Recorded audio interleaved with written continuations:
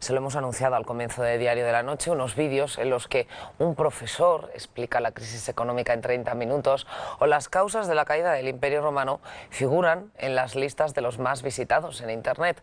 Su autor es hoy nuestro invitado, es catedrático de Economía Política de la Universidad Rey Juan Carlos, Jesús Huerta de Soto. Buenas noches. Buenas noches. Esta noche va a presentarnos sus teorías sobre la actual crisis financiera que se recogen también en este libro. Esta es la edición española, la cuarta edición, Dinero, Crédito Bancario y Ciclos Económicos, pero se ha publicado ¿en cuántos países? Pues en 5 o 6 más y se ha traducido en otros tantos. Porque aquí tengo la edición americana. La segunda edición norteamericana. La segunda edición.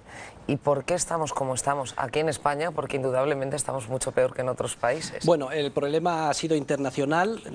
Estamos sufriendo las causas de la borrachera crediticia de los años de la burbuja, que fue producida, orquestada, dirigida por los bancos centrales, que inyectaron crédito artificial de manera descontrolada a tipos de interés reducidísimos. Y esto engañó de manera masiva a los empresarios y les llevó a invertir donde no debían.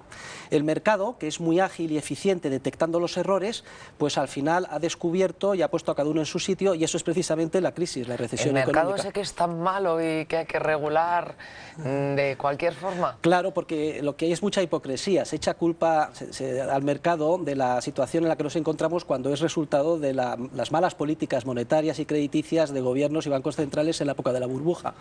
Ahora el mercado es el único que ha estado a la altura, ha descubierto los errores y se ha puesto manos a la obra, a reestructurar la economía, a tratar de encontrar qué proyectos empresariales son viables y cuáles no. De hecho, a mí me gustaría, en medio de esta desazón, dar alguna palabra de optimismo, porque de hecho yo creo que la economía a nivel mundial y en España también, en cierto sentido, ya está saneada, en el sentido de que las empresas que no eran viables ya se han descubierto y ya se han cerrado.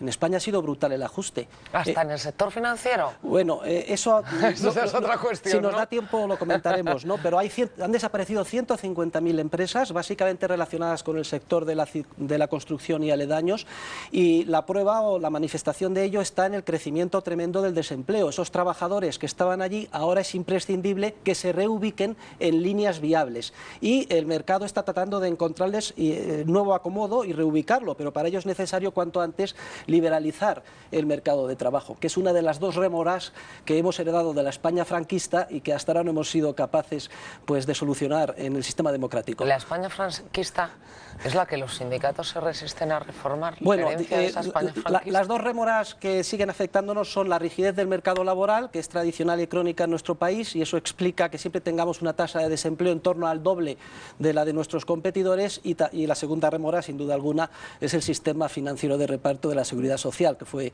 otra creación de Franco. O sea, el sistema de pensiones. Tal y como lo tenemos actualmente, sí. Y esa tardanza, esa falta de decisión también nos está haciendo daño, ¿no? Pues sí, porque vamos a ver, es imprescindible que haya un mercado laboral muy ágil. Lo que necesita la economía española es muy claro. Lo que necesitan las pymes, las pequeñas y medianas empresas, y también las empresas grandes, lo que necesitan es seguridad jurídica, bajos impuestos, poca burocracia, una reducida regulación, poco intervencionismo estatal y flexibilidad a la hora de contratar y despedir trabajadores. Pero no tenemos nada de eso. Pues no lo tenemos, pero creo que vamos camino de ello, a trancas o a barrancas. Tenemos la prueba la semana pasada. Creo que esa es la segunda noticia, digamos, esperanzadora que quiero dar aquí a los telespectadores, que es una bendición de Dios el hecho de que estemos en el euro, porque si no hubiéramos estado en el euro, jamás los políticos habrían tomado las medidas que hemos visto la semana pasada. Habrían hecho lo que han hecho siempre, lo que se ha hecho siempre en Grecia, en otros países. Devaluar, inyectar más dinero y posponer los problemas de manera indefinida.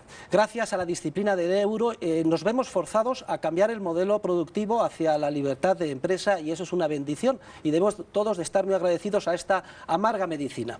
¿Se ha acabado el estado del bienestar tal y como le concebimos hoy en día?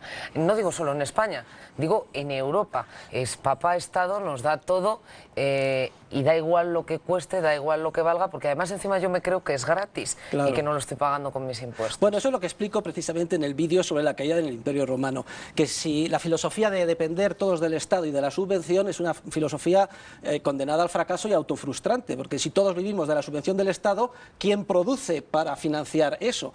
La única manera de mantener el bienestar es con un sector privado eficiente, un sector privado fuerte, ágil, y eso es lo que necesitamos. Y por eso es tan importante que cuanto antes se lleve a cabo la reforma laboral, con la finalidad de reintroducir en el circuito productivo sano a estos trabajadores desempleados, que es una verdadera tragedia social.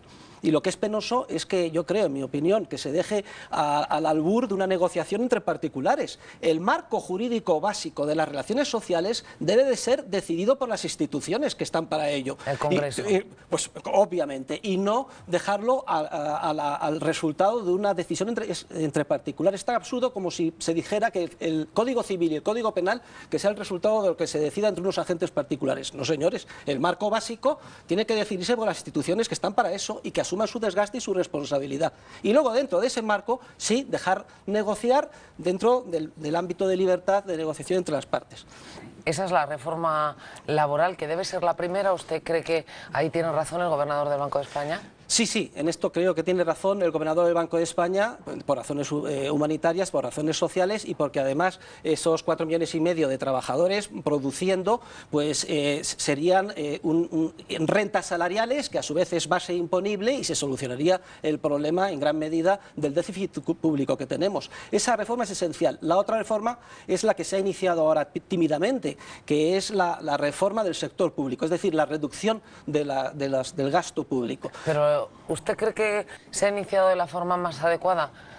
Yo creo, era sí. La forma de hacerlo era bajar el salario de los funcionarios o era revisar de arriba abajo esa gran administración pública que tenemos? Es que yo soy funcionario del Estado nivel 29 y me O sea, que a usted también le han bajado el sueldo. Pero vamos a ver, no, tenemos que entender las cosas en su contexto.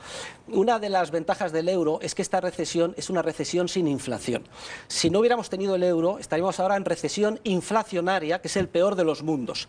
Otra de las características de una moneda sólida es que la impresión, la percepción popular de cómo va la economía es peor a cómo está en realidad. ¿Ah, sí? Sí. Pues algunos en el Ministerio de Economía no dicen eso, ¿eh? Pues, lo dicen bajito, ya pero... se notan los brotes verdes, ya se ha producido el saneamiento, es como si se hubiera extirpado el cáncer del organismo. Lo que pasa es que el cuerpo sano que ha quedado está muy debilitado. Ajá. Y necesitan las economías domésticas y las empresas mucha renta disponible para sanear sus balances, devolver sus préstamos, tienen que reducir costes.